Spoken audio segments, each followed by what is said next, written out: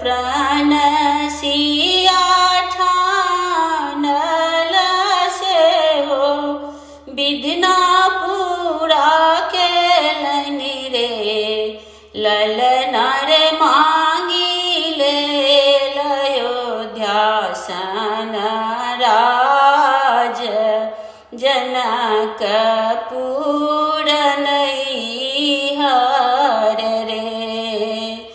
दोसर प्राण सिया ठानल से हो, विधना पूरा केलनि रे, ललना रे मांगिले कौशल्यासन सासे, ससुर राजा दशरथ रे।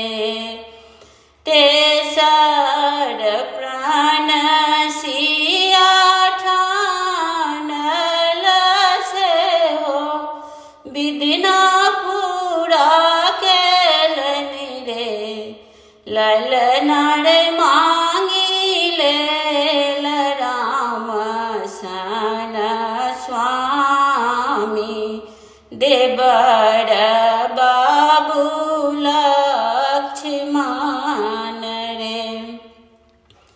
चारिम प्राण सिया ठानल से हो, विधना पूरा केलनि रे, ललना रे मांगिले ललव कुश पुत्र, सेवक